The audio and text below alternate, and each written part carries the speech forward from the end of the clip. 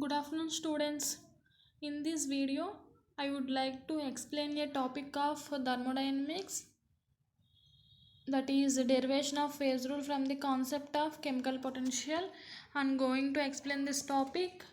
J. Willard Gibbs deduced a mathematical relationship between number of degrees of freedom, number of components and number of phases in a heterogeneous system at equilibrium condition.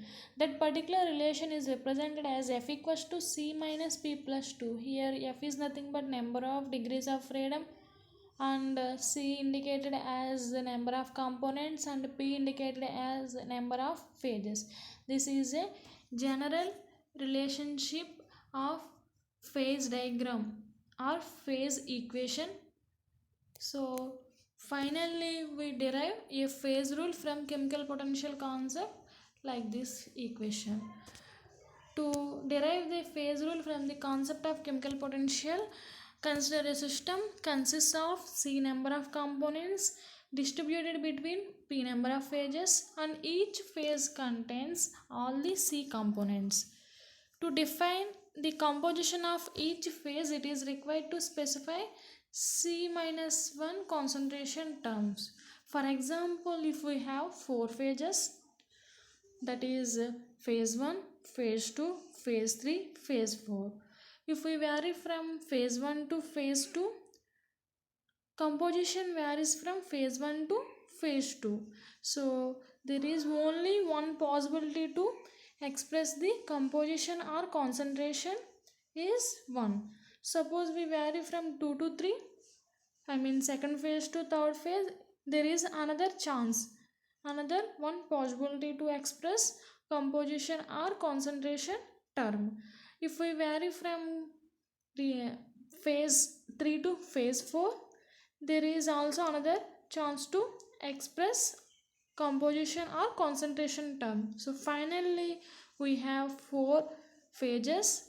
We express composition or concentration in 3 possibilities. So we have 4 phases, we have 3 concentration terms. Suppose we have 5 phases, we have 4 concentration terms. Like this way, we have C number of components, we express concentration terms as C minus 1. Hence the concentration of remaining variables for the concentration alone is P into C minus 1. Here P is nothing but number of pages we indicate as P. As the process is being carried out at constant temperature and pressure. So finally we add these concentration and number of phases term to extra these two variables also. That's why we finally represent total number of variable terms becomes equals to P into C minus 1 plus 2. Here plus 2 is nothing but temperature and pressure variables. This particular relationships is indicated in the diagrammatic pattern like this. Here we consider P number of phases. Suppose we indicated phase 1 with alpha, phase 2 with beta, phase 3 with gamma, and so on. So finally we have P number of phases and C number of components. First component in alpha phase indicated with C1, C2, C3 and so on, CC. CC is nothing but C component in alpha phase. So like this way we indicated C1, C2, C3 and so on, CC components in all phases, that is alpha phase, beta phase, gamma phase and so on. Consider a heterogeneous system. It consists of P number of phases. Already we all are taken. Consider a heterogeneous system consists of P number of phases. These are represented as alpha, beta, gamma and so on. Generally the chemical potential of all these components represented as like this. Chemical potential is represented with mu. So mu1 alpha is nothing but chemical potential of component 1 of alpha phase. Second component chemical potential in alpha phase. mu3 alpha is nothing but third component chemical potential in alpha phase.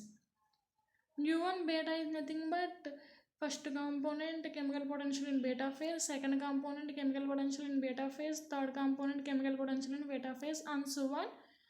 U1p is nothing but first component chemical potential in P phase, second component chemical potential in P phase, and so on.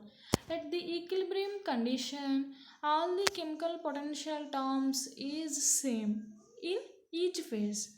So all the chemical potential terms in each phase is same is nothing but all terms are equal. So we indicated like this: u1 alpha equals to mu1 beta is equals to mu1 gamma is equals to mu1 p in first component. This indicated all the phases in component 1 is same. This indicated all the components, I mean all the second components in all phases are same. All C components in all phases are same. This equation constitutes C into P minus 1 number of equations are possible. So from the above equation we finally conclude that we have C into P minus 1 number of equations are possible. Then the total number of degrees of freedoms can be finally evaluated by the subtraction of total number of variables to total number of possible equations.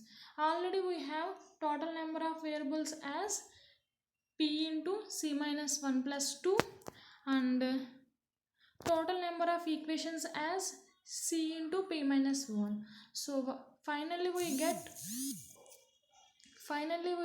total number of degrees of freedom as P into C minus 1 plus 2 minus C into P minus 1.